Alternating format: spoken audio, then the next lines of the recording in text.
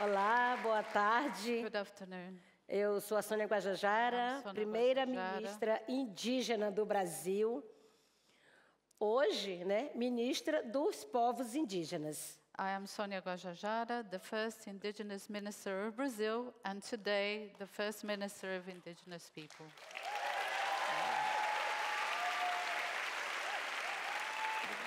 Agradeço a oportunidade de estar aqui com o James e com a Wandira para esse importante diálogo.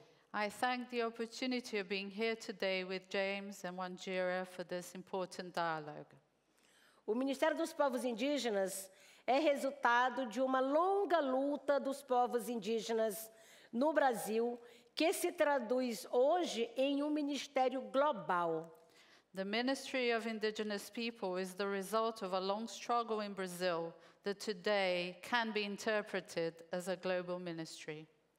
Foi uma conquista após muitos anos batalhando por representatividade e por poder construir nossas políticas. It was a victory, a hard-won achievement after many years in the struggle for representation and to develop our own policies.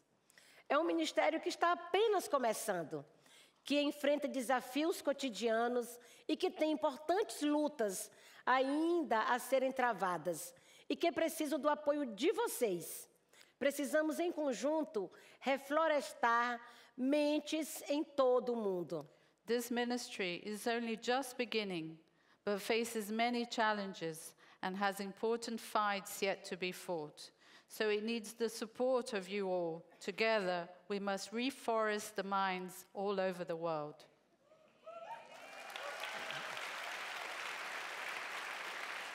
O mundo em emergência precisa reconhecer o papel dos povos e dos conhecimentos tradicionais para conter a crise climática. The world is in an emergency and needs to recognize the role of our peoples and the traditional knowledge in order to contain the climate crisis.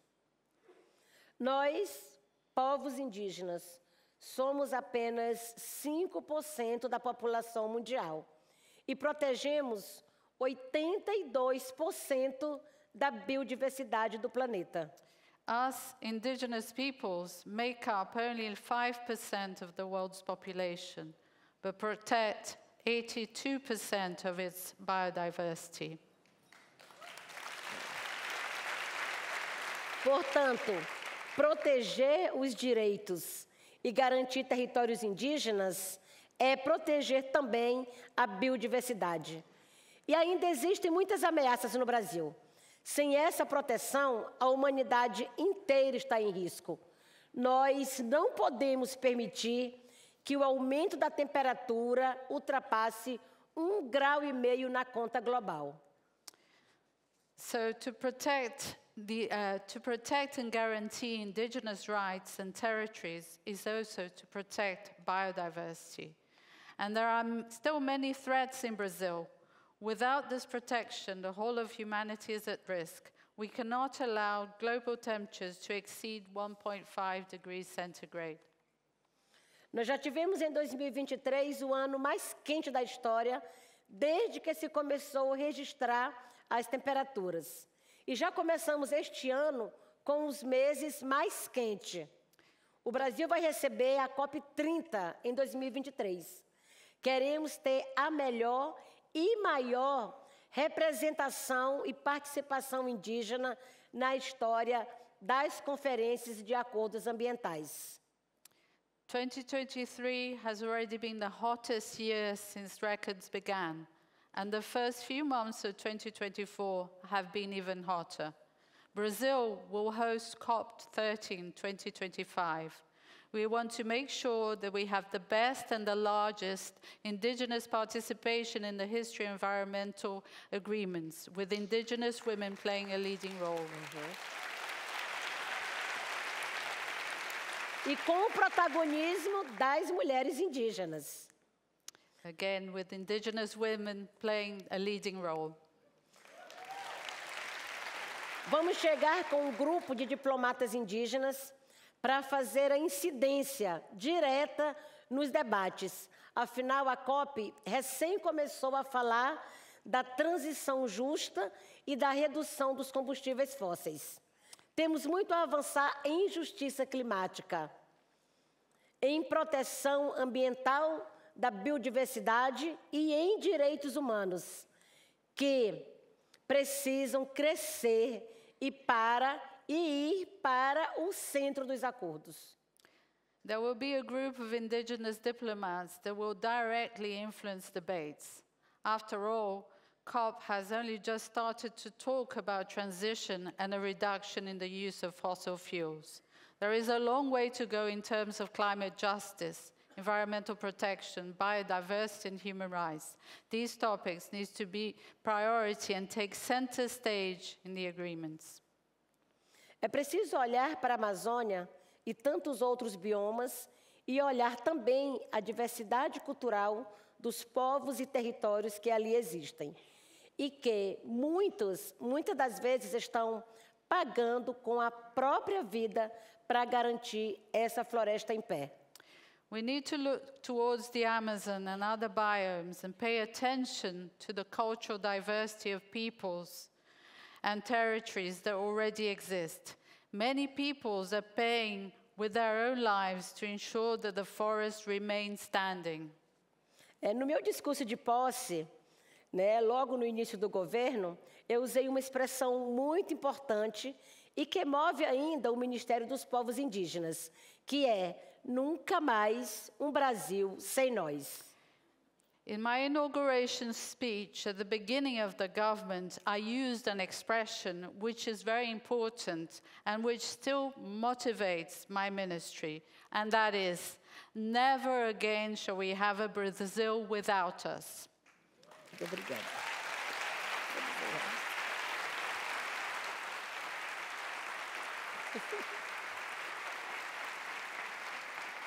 Thank you so much, Sonia. Thank you. Obrigada. Another big hand. Thank you. Thank you, Madam Minister, for those galvanizing words. Now, those of you paying attention at home will remember I promised you you'd be hearing from two formidable women this afternoon. So now I want to bring to the stage one of Africa's most prominent environmental leaders, my friend and fellow Kenyan, Wanjira Maathai.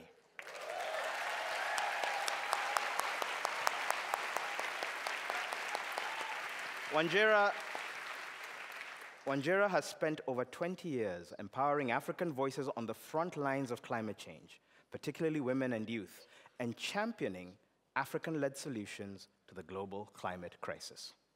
Her inspiring work to restore landscapes, livelihoods, and communities across the continent advances the legacy of her mother, the pioneering Wangari Maathai, Nobel Peace Prize laureate and founder of the Green Belt Movement, and a personal hero to me and many people in Kenya, across the continent, and around the world.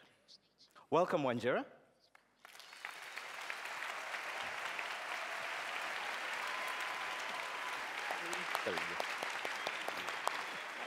Thank you. Great. All right, now I get to have this conversation.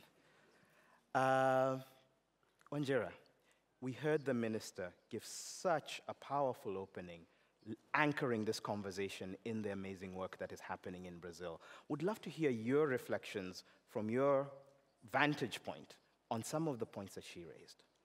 James, first of all, I just want to acknowledge the amazing privilege it is to have her here. She and her high office represents the beacon of hope, of dignity, of ecosystem thinking. The wisdom of this office is, in many ways, a reflection of everything we're working for. So I'm just in awe of the fact that here we are together. And she spoke beautifully from her wisdom. We know that culture is coded wisdom. So here we are, right in the center of it. And also reminding us that we all want the same things in the end: dignity, peace, well-being, solidarity, collaboration. And so for me, it was just a watershed moment to have her do the opening. Thank you. So I wanted to pick up on, as we start to think about climate action and the environment and moving in harmony across those domains, I wanted to raise a question of how do we actually realize the goal and aspiration of climate-positive growth, growth that comes in harmony with the environment. And Minister Guajajara, you spoke a little bit about how the government of Brazil is thinking about this, but there's an interesting transition moment right now, from thinking about nature as something to be conquered and extracted from, to building prosperity in harmony with nature. Can you speak a little bit about how you're thinking about that in Brazil at this moment? O Brasil sai de período muito turbulento de ataques e desmonte dos direitos dos povos indígenas e resgata a democracia e o protagonismo dos povos indígenas, participando diretamente do poder executivo. Brazil has just come out of a very turbulent period of attacks and dismantling of the rights of indigenous people, and is going through a process of rebuilding and those rights. Esse ministério traz junto, com a pauta indígena, a agenda ambiental, a agenda climática, a agenda da biodiversidade, a agenda cultural, dos direitos humanos e de fortalecimento da democracia. The indigenous ministry, as well as the indigenous agenda, brings together agendas regarding biodiversity, the environment, climate change, culture, human rights, and the strengthening of democracy. E estamos pautando a retomada da demarcação das terras indígenas como uma das medidas principais para conter essa crise climática, assim como ensinar também os sistemas alimentares por meio da agrofloresta praticada pelos povos indígenas.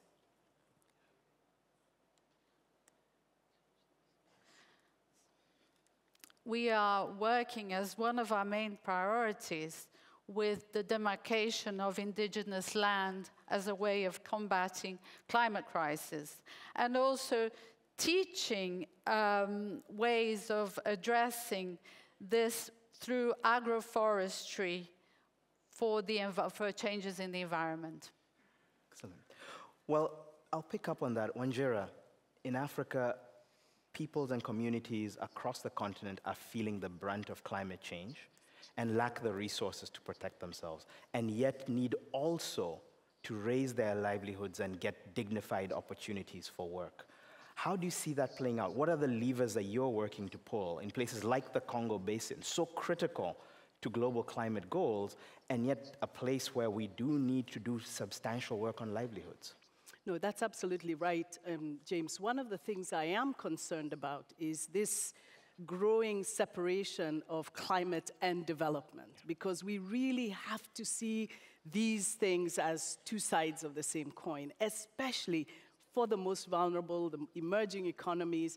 The fact that the adaptation agenda gets so little attention, building resilience gets so little attention, is very, very concerning, especially because we know poverty and underdevelopment is the chief driver of vulnerability. And we know that we are up to 15, 20 times more vulnerable in situations of poverty. So we have to make sure that we keep these two agendas together. What that means, therefore, is that we acknowledge that there are two realities occurring at the same time. We are at the same time in a situation where climate justice has to be kept front and center.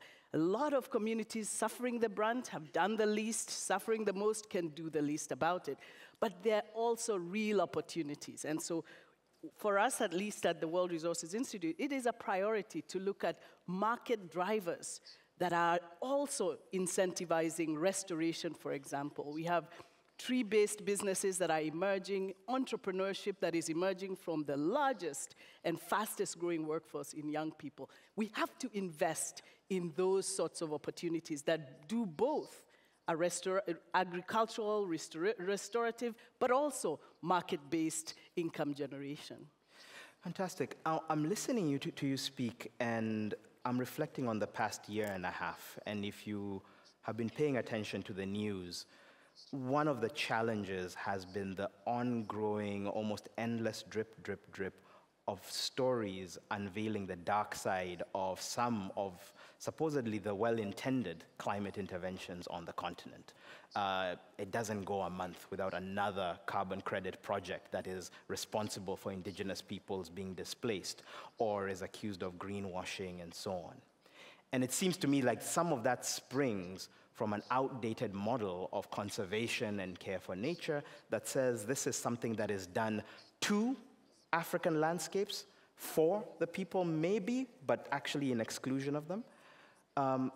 How do we begin the work, and what does it take to move to a model where actually what we're doing is saying this is being done with the people and led by indigenous leaders with full agency for actually building these interventions? Yeah, I mean, part of the problem is exactly that. It is done outside of including any communities. It is often predatory in nature, structured in ways that are not transparent. We know that nature-based carbon credits and carbon market mechanisms have been fraught. And until there's transparency, until there's an honest dialogue about what it takes to do it right with communities and not at communities and dispossessing communities of their land, I think there will continue to be integrity issues around nature-based and land-based carbon credits, because sometimes they behave as if there's nobody, it's just a piece of land that sort of exists on its own. These are, especially in indigenous communities, land that is so well managed. We know in our own country, the savanna landscapes, how beautifully managed they are by communities that have lived in harmony with nature. And it is actually us who have come and disrupted that balance. So I think there's got to be some humility in how carbon markets and other mechanisms are being introduced, and an acknowledgement that they are not being introduced into a vacuum. Yeah, not throwing out. Yeah. While not throwing out the baby with the bathwater and ensuring that these communities are being compensated fairly for the huge ecological service they're providing to all of us. Absolutely. There tends to be sometimes an explanation, we're not going to reward these people, we'll just take that lovely nature stewardship for free and leave them in poverty. Now, Honorable Minister, I want to turn to you. There's a particular way, and this point around the carbon markets is one example, that the discourse around conservation, the discourse around the economy of climate action has really tended to be dominated by people in forums like this, in parts of the world like these, right? The agenda around how we respond to climate change, what needs to be done, has sometimes, unfortunately, been characterized as a global north agenda being dictated to the global south. That's what some people will say. Now, over the next 2 years, Brazil will firstly be the steward of the G20 this year, and as you already said, will be hosting COP30 at the end of next year in Belém. How are you and your colleagues in the government thinking about how having a key country of the global south committed to stewardship of the economy can really help structure these 2 years to really shift the way that we think about the economy and climate action? Então, o Brasil possui a maior floresta tropical do mundo, né? Essa floresta é vista, né, por todos, né, ou sendo a mais cobiçada por quem quer explorar, ou sendo a maior e mais diversa por quem quer proteger, né? O presidente Lula tem falado muito que agora chegou a vez da Amazônia falar para o mundo, e não o mundo falar pela Amazônia. E é essa a construção que nós estamos fazendo. Um esforço, né, no conjunto do governo federal, também com o governo estadual, para garantir que seja a maior e melhor COP da história nos acordos climáticos. Porque é importante garantir a maior participação, é importante garantir essa diversidade de pessoas, da sociedade civil, de empresários, mas é importante pensar que legado o Brasil quer deixar, né, para pós-conferência. Esqueci. Good luck. Brazil has the largest tropical forest in the world. This forest can be something that people are wanting to explore, or it's looked at as the biggest forest for protection. President Lula has said that we need to, this will be the time when the forest will talk for itself and not the other way around. We need to make sure that this will be the biggest and the best COP, not only in terms of participation of the different people who may be there, but in terms of the climate agreements that will be achieved during the COP, in terms of what legacy we leave. É importante os acordos globais, né, mas cada governo, né, subnacional precisa implementar políticas que tenham efeito local.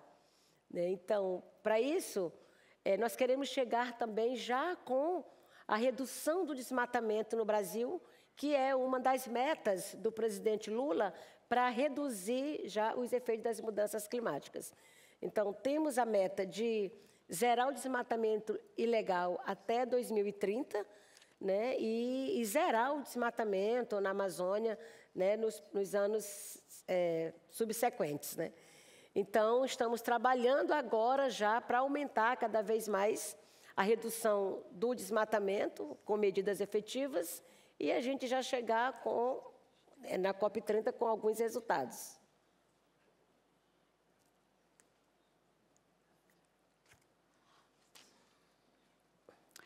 So global agreements are important, but it's also important that the subnational governments need to have effective policies at the local level.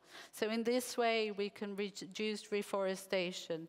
President Lula said that our goal is to reduce deforestation.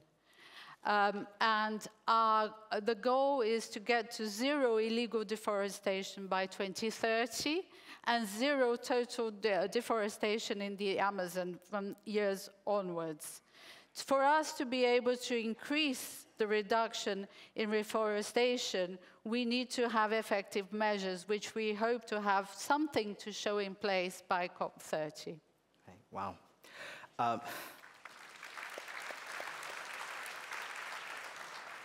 That's exciting. The other thing I'm picking up is between now and COP30, all of us need to brush up on our Portuguese.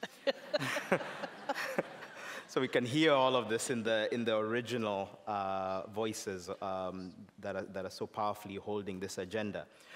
Wanjira, as the minister was talking about the Amazon and the work that needs to be done to first arrest its degradation and then hopefully move into a position of restoration, I reflected on the fact that the Global South is custodian to two other critical lungs of the planet, in Indonesia and in the Congo Basin, critical rainforest resources that are so vital to humanity. What do you see as we're seeing what's happening in Brazil.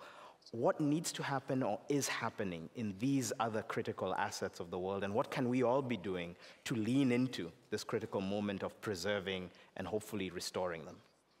I love the thought of the forests talking for themselves, because, these forests have a voice. You know, the Congo forest is actually the healthiest lung of the planet. It is the remaining net carbon sink, and it is actually extremely valuable, but it is not valued as such by the global community. And so as a result, the countries where the forest sits are thinking of opportunities, because as I said in the beginning, we all want the same things: common and human well-being, shared prosperity, and these agendas of development and climate are competing at the same time. This is very alive in the Congo Basin. And so the idea of a new economy that is a climate, low-carbon economy is being discussed very much in this region.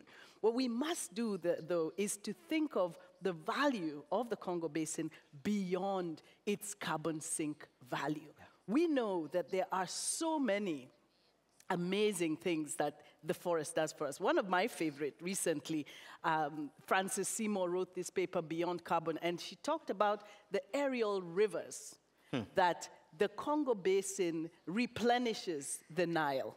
Wow. Imagine that for a minute. Imagine the sheer impact of losing the functionality of the Congo Basin, the integrity of the Congo Basin, and what that means for the livelihoods of millions of people across the planet. So we know that these are critical ecosystems that must be protected, but we've got to get the investments, the finance that's needed to ensure that the DRC, which has 60% of the Congo Basin, has the resources it has to, or it needs to mobilize more low-carbon, climate-resilient economies around the forest. We cannot expect that country to do it for the goodness of their hearts, to do it for us at no cost at all. Yeah. We can't continue to live in a world where the only valuable tree is a dead tree. Is a dead tree.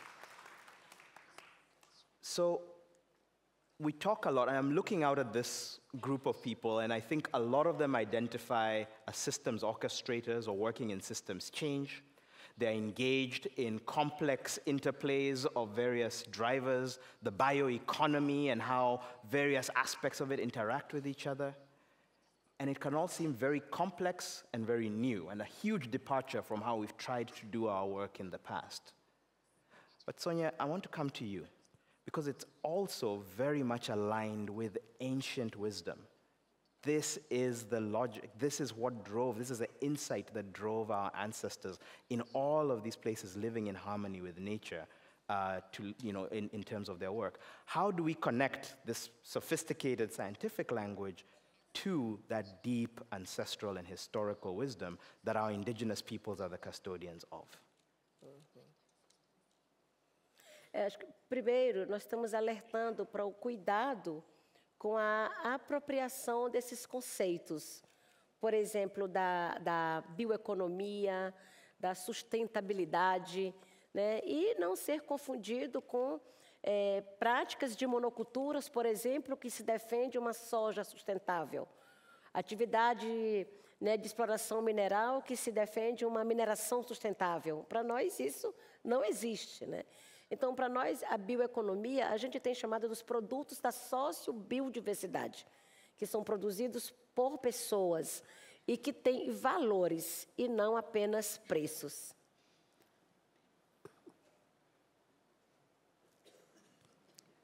So first of all, I think we need to be careful about the appropriation of certain language. We can talk about the bioeconomy or sustainability.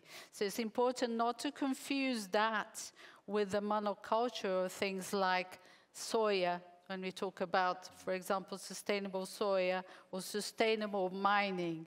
So that's why we use social biodiversity, which talks about a production made by people through value and not just through price.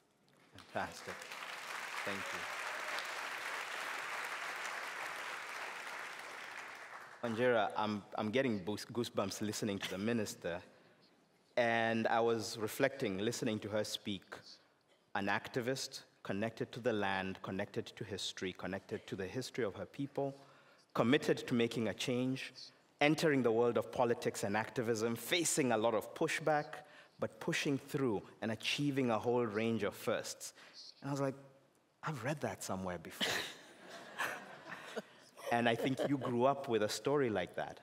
And I thought, here, for the Skol community, many of whom are finding themselves in a range of struggles, fighting uphill in a range of spaces, it might be useful to hear you reflect a little bit on your mother's journey, where it began, where it ended, what it left you with, and how we all could pick up and build from here. Yeah, well, thank you for that. And you know, in many ways, Minister Guajajara reminds me of my mother because they have such a common journey. And one of the things that is so wonderful is just how connected the thinking always was. My mother was always very systemic in her understanding of the challenges, the opportunities, what we needed to do. And she always told me this story, which I tell often because in many ways it reminds us again of the wisdom, the knowledge. If we would just listen and unpack the wisdom that currently exists in our cultures across the world, whether it's forest bathing in Japan that we now know is so important for our health and well-being, or this concept that came from our common community, the Kikuyus in Kenya. My mother told me this story because we always used to talk about we have the most vulnerable people. And in a society where the most vulnerable people are suffering, you cannot be satisfied. You should not be satisfied. And so we used to talk about how did our ancestors deal with the most vulnerable, those who were living with disabilities, those who were caring for the elderly, those who were caring for young children. These were agrarian societies, and they needed to grow everything they ate. So how did they do this? They had a concept called the granary of God. And the granary of God was a granary where everybody who was able and cultivated put some of their harvest in the granary of God. And anybody who was unable to cultivate could go to the granary. There was no hunger, there was no poverty, there was gender equity, there was water, there was everything. How amazing is that? The top 6, 7 SDGs in one cultural wisdom. Granary of God, done. Captured. It is the time for stories like that, for wisdom like that, to really inform how we think, the compassion we have, the knowledge we have, and how we unleash that for our common sustainability. I'm sold. I will get a granary pin soon for my for your wisdom, for your leadership, for your inspiring and dynamic thinking. I want to thank both of you, keepers of the flame, for the time. Wanjira Maathai, Sonia Guajajara, and your intrepid interpreter. Thank you for the conversation, and thank you all for being a lovely audience. Wow. Wow.